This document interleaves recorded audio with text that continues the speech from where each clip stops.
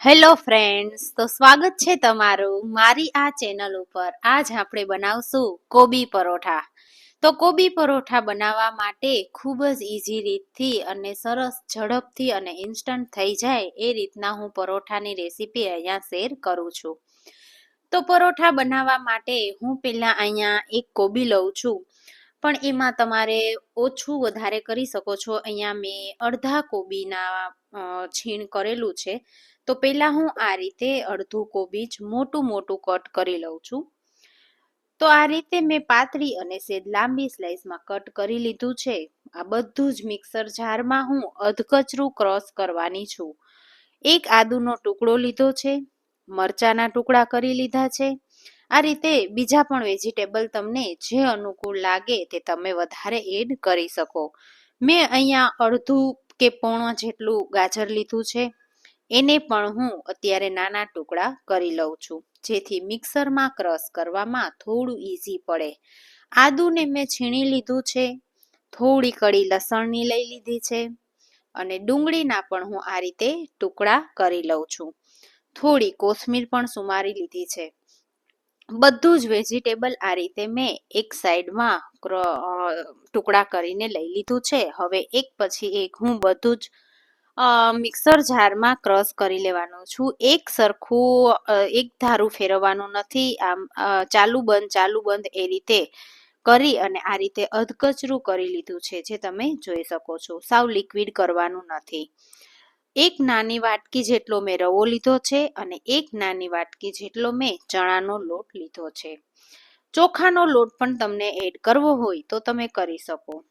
વધારે મેં અહીંયા ઘઉંનો લોટ લીધો છે અને ચોખાનો લોટ તમે એક વાટકી જેટલો અંદાજે લઈ શકો.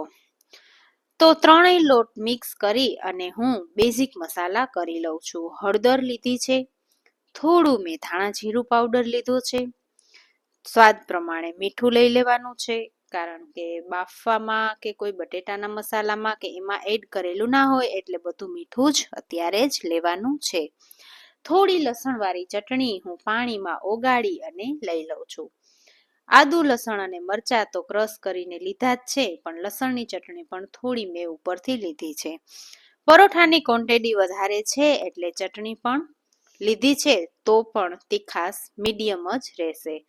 ઉપરથી મેં થોડો ગરમ મસાલો અને તીખાની ભૂકી અને ખાંડ, આ ત્રણેય વસ્તુ પણ મેં નાખેલી છે, અંદાજે અડધીથી પોણી ચમચી જેટલો. ઉપર મેં એક લીંબુનો રસ લીધો છે. કોબીમાંથી પાણી છૂટું પડે છે એટલે વધારે પાણીની જરૂર પડતી નથી અને આ રીતનું મિશ્રણ સરસ રીતે તૈયાર થઈ જાય છે. લીંબુ, ખાંડ, મીઠું આ બધામાંથી પાણી છૂટું પડી અને મેં આ રીતનો લોટ બાંધી લીધો છે અને લુવા તેલવાળો હાથ કરી અને આ રીતે મીડિયમ સાઈઝના કરી લીધા છે. જો તમારે વણવું હોય તો હજુ પણ લોટ નાખી કોરો અને પાટલી ઉપર પણ તમે રોટલીની જેમ વણી શકો છો. અને જો વણવાની ઝંઝટ ના કરવી હોય તો આ રીતે ડાયરેક્ટ જ લોઢી ઉપર થોડું તેલ લગાવી અને આંગળીની અને હાથની મદદથી આ રીતે નીચે ડિઝાઇન પણ પડતી જાય છે. મીડિયમ ગેસ ચાલુ છે અત્યારે, ફૂલ ફ્લેમ ઉપર રાખવાનું નથી. ડિઝાઇન પણ પડતી જાય અને ઉપરથી આંગળીની મદદથી આ રીતે જેવડું કરવું હોય નાનું કે મોટું એ રીતે કરી શકાય. નીચે ધીમા તાપે થોડી થોડી ડિઝાઇન બ્રાઉન કલરની પડે એટલી વારમાં ઉપરથી થોડું તેલ લગાવી દેવાનું છે. જો તમે ઈચ્છો તો બટરમાં પણ શેકી શકો. મસ્ત ગોલ્ડન બ્રાઉન ડિઝાઇન થઈ ગઈ છે, તમે જોઈ શકો છો. ઉપરથી કેટલું ક્રિસ્પી દેખાય છે, અંદરથી એકદમ સોફ્ટ છે. વડીલોને અને બાળકોને બધા જ ને જમવામાં ચાલે અને બાળકોને નાસ્તા બોક્સમાં પણ ચાલે એ રીતના પરોઠા ખૂબ જ મસ્ત બનીને રેડી થઈ ગયા છે. નીચે પણ સરસ શેકાઈ ગયું છે, ઉપર તો બહુ જ સરસ ડિઝાઇન પડી ગઈ છે. તો હું એને અત્યારે એક ડીશમાં લઈ લઉં છું. આ જ રીતે બીજી વખત સેજ પાણીથી લોટીને સાફ કરી અને ફરીથી પાછું અડધી સ્પૂન જેટલું તેલ નાખી અને ફરીથી પાછો આ રીતનો લુઓ બનાવી અને ફરી પાછું એ જ રીતના આંગળાની મદદથી ગોળ ગોળ ફેરવતા જવાનું છે અને નીચે ગોલ્ડન બ્રાઉન ડિઝાઇન પણ થતી જાય છે. ગેસ ચાલુ જ રાખવાનો છે. પણ ધીમા તાપ ઉપર રાખવાનો છે, એટલે નીચે લોટ ચોટી પણ ના જાય અને એટલી વારમાં આપણે સરસ મજાનું રાઉન્ડ શેપ પણ અપાઈ જાય. ફરી પાછું તેલ લગાવી અને બેય સાઈડ મસ્ત રીતે ડિઝાઇન પડે એ રીતે પરોઠું બનીને રેડી થઈ ગયું છે, જે તમે જોઈ શકો છો. ઉપરની ડિઝાઇન કેટલી સરસ દેખાય છે, નીચે પણ મસ્ત શેકાઈ ગયું છે, કાચું સેજેય પણ લાગશે નહીં.